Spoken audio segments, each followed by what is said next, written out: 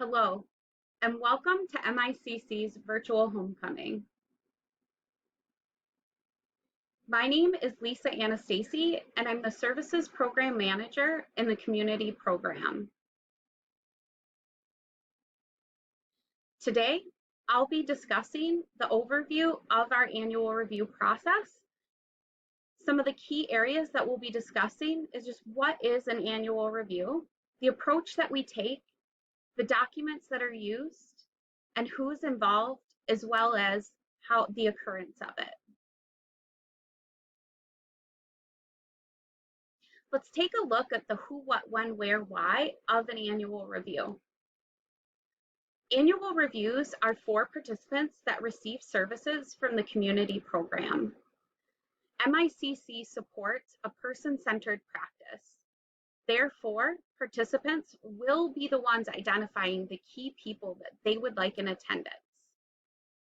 These people are going to be key in establishing the goals and also providing supports along the way. The annual review is a formal meeting required by MICC, and it's conducted by the program staff in conjunction with the key people identified by the participant. The documents that will be involved are the risk assessment, the individual service plan, and a service agreement.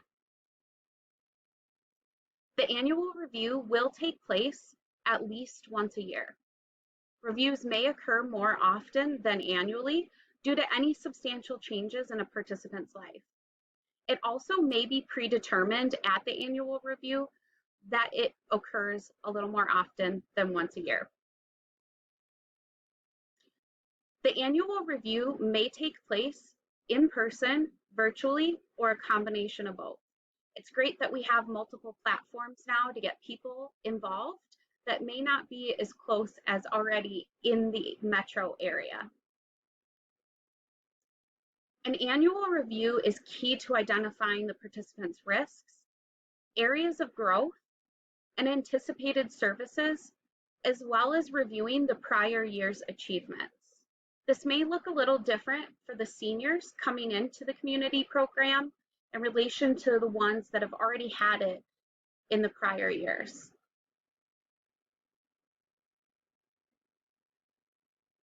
Let's take a look at what a person-centered approach is in our program.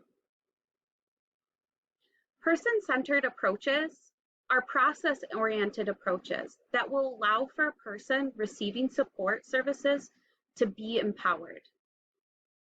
They focus on participants and their needs by putting them in charge of defining the direction for their lives.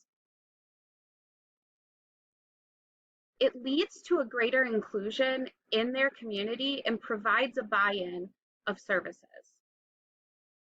It supports what's important to the participant and for the participant. The biggest piece here is that the participant is the one leading this process with guidance from staff, from family, and of course those other key people identified. Some of them might be some of our team members, managers in different departments in our program, such as our social and our health and wellness. The buy-in is the most important part of this. Aside from being able to lead this process, if the participant doesn't have the buy-in in one, being part of our program, and two, achieving the goals that are set, it may cause frustration for all people involved. So we want to make sure that the participant is ready to be active in this plan. Let's take a look at what some of those annual review documents are. This is a visual for the overall annual review process. The participant and the specialist will work together to update the risk assessment and the individual service plan. Then we'll go ahead, schedule the annual review. At that time, we'll make sure all the documents are accurate and up to date. We'll sign the service hour agreement, and then the final step in all of this is the action step, the support services. The community program staff and the participant will work together on the goals that were set in the individual service plan. The key people that are involved in this process are the participant, specialist, health and wellness manager, social engagement program manager, parents and or guardians, and other identified key supports. The reason why a health and wellness manager or the social engagement program manager might be involved in the annual review is because they may have had goals in the prior year that were in those areas or would like to work towards them in the upcoming year. This may seem, when looking at it, like a backwards process, not starting with the annual review. The reason why we start with the risk assessment and the individual service plan is to incorporate some of those person-centered practices, as well as coming into the meeting as prepared as possible and only having to make hopefully just some minor adjustments. So like I showed you in the visual, we do start with the risk assessment. From the start of the college program, participants receive a risk assessment once each year. Any of the seniors that will be joining our program will already have theirs set, and then we'll renew it once each year after that. The risk assessments are for all MICC participants receiving services. They are completed by staff with participants and support from parents, guardians, and other key identified people. Risk assessments are used to identify past, present, and potential risks to the health and safety and welfare of the participant. MICC requires risk assessments to be reviewed annually. Like stated before, if a participant experiences any substantial changes in their life, the risk assessment may need to be updated prior to the annual renewal date. To minimize any potential risks, support services may be incorporated into the individual service plan. So the risk assessment isn't the determining factor on everything that goes into an individual service plan. It's a tool that's utilized to support that document. On this last key point that I made, it's used to minimize any potential risks if they're there. If our program can support that, then we'll go ahead and include that in the goals and make sure services are provided. It may be as well that we need some supports from external support providers, like independent service support from another organization, possibly from the family as well. This is the most important piece, or at least the biggest piece in this process, the individual service plan. They are required by all MICC participants receiving services. They're completed by program staff with the participant and support from the parents, guardians, as well as those key people.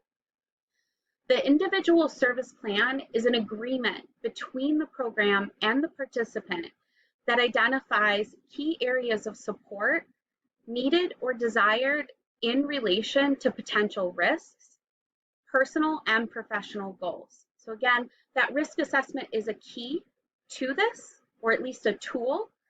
And then will also involve any of those personal, professional goals that the participant would like to work on. Some of that could be skills that they learned in the college program, but may need some more support and continuing independence in that.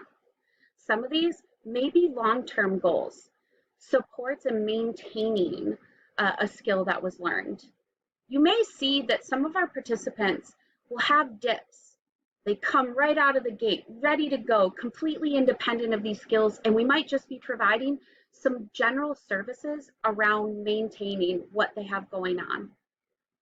Some of the services and goals may be around peer relationships, making sure and maintaining healthy relationships with their peers and their roommates. Some of the goals may be in support of organizing their schedule, making appointments, more of that coordination piece. There are a variety of services that we provide, and please take some time to look over our catalogs. In the catalog, we identify our key services that we support in our program. Our goals are designed to be achievable and progressive. We don't want to set goals that a participant cannot achieve, at least in that time frame.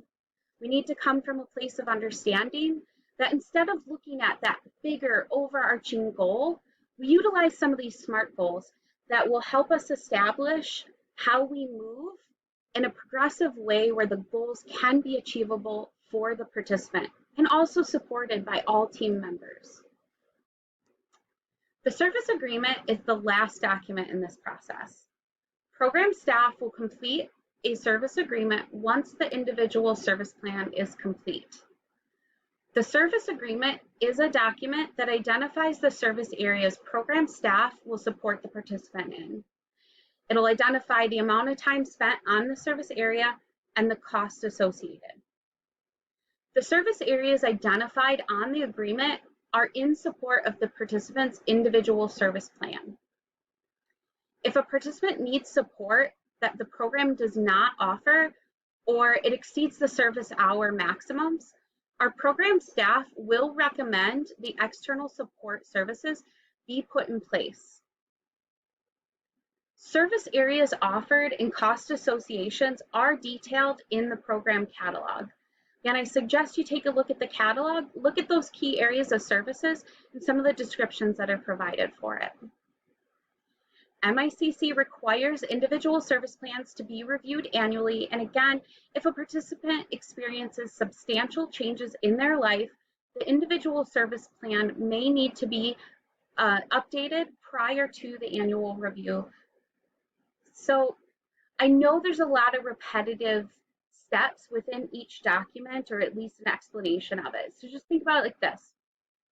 Every single document is required in our program. Our staff will support it, the participant will be an active participant in it, and the family as well as those other key staff. Looking over our service catalog is important in understanding what services we do provide. Some participants already receive services from the county. So some of those people might, or at least the organization representative, might be the ones involved in this process as well. So if we identify areas that we don't cover, the discussion can take place then. It's also important to understand that this process may look a little different for seniors coming into the community program and those that are already been established in the program. For example, the seniors coming in, if they choose to be part of the community program, they will have already established a risk assessment, and the individual service plan might not be the second step for them. We might be starting with the service hour agreement or the service agreements that identify, based on how they did in the college, some of those key areas that we might want to help support some continued education, as well as taking that information that's been collected by the college program and the transition specialist and look at where they might be. And they might also right away within the first few months discover that they need more hours in some areas or not need them at all when we had prior thought that they might. Sometimes the environment that our participants are in might change how they interact with their peers, how they have developed some of their own independence, being in a different surrounding, having their own apartments, having more flexibility in their schedule, not having to report to a class or the homework. However, that individual service plan, the services that are provided, they're not homework, but they are going to be services that they have to participate in. Our existing participants may have experienced a process like this about 4 or 5 years ago.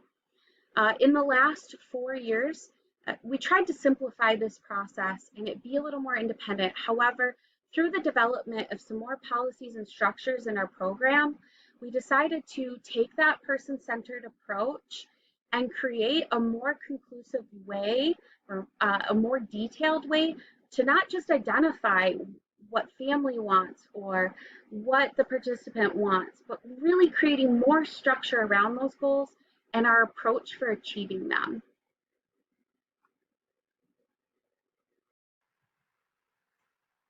Just a quick recap on the annual review process. The key people.